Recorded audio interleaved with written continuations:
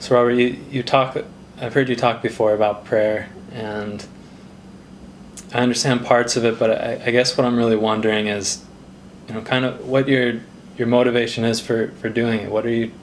What's your hope in it, or what are you trying to get out of it by doing it?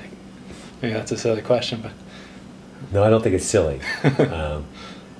When you said, what's my motivation to get out of it, I thought that was just such a beautiful way of clarifying exactly why I'm doing it.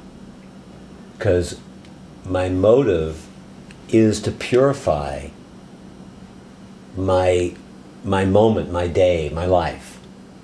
And I'm in some kind of a recognition that I'm in a state of mind or state of heart or lack of heart that is suffering in some way, is incomplete in some way. I might be frustrated, I might be agitated, I might be impatient, I might be empty, and I'm really wanting to access a part of something inside. Right. And it's very hard to describe, but there is a faith based on my prior experience that if I ask for a pure quality like patience or trust, or kindness, to come forth as much as possible, that it actually will change the tone and the tenor of the next few minutes of my life. Right.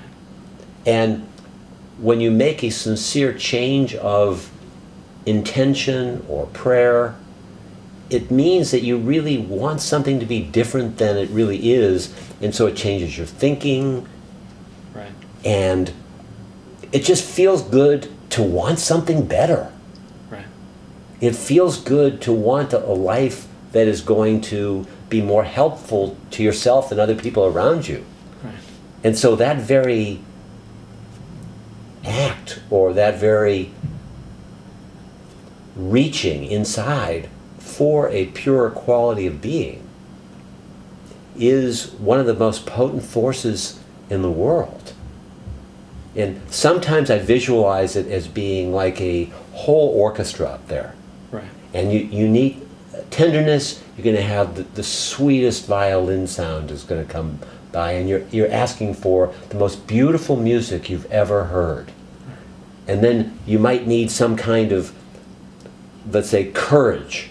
And so you might have these radical drums going. Or maybe it's animals sometimes. It's animal sounds, and you're going to have a lion roaring for courage. And so you're praying for the lion to come inside you. So prayer is really being in a human state and asking the divine side of you to come forth as soon as possible, as much as possible. And one of the key things in my experience is you can't demand it. Right. It's not like being a 2-year-old and having a little tantrum and saying, damn it, I want peace to come right now. Right. It has to be really sincere and heartfelt. And the moment it is, something does change. You might not get exactly the full quality you want, Right. but whenever you're asking in any kind of sincere way, your heart opens a little bit. Yeah. You breathe a little bit differently. Your eyes get a little bit more juicy. Right. Does that make sense to you? It does, and I guess the part of it, and I feel like it's the faith part of it that keeps it sincere in a way. That I guess that would be that I would get caught up in trying to pray so that I could, in knowing that I might feel one of those more essential qualities, that I'd be trying to get one of those as if I could control it in some way. Yeah. Well, I think that the whole point is the part of you that's asking isn't self-centered. So it's not like I will get it as if that's some devilish having your hand in the cookie jar. Right. It's more like I'm emptying myself out from my self-centeredness enough to actually want something purer to come through. And so it's a benefit to everybody around you if your prayer is answered. Right. And it doesn't require faith in the abstract sense. It requires sincerity. And in a certain way, I guess you could say that a faith is built based on having some experience where when you've asked in the past, right, things have gotten a little bit better. right, I can look back and look at hundreds of different moments where I'll have a meeting with somebody and I'll say to myself, I'll ask inside, may I be as present and as sincere as possible?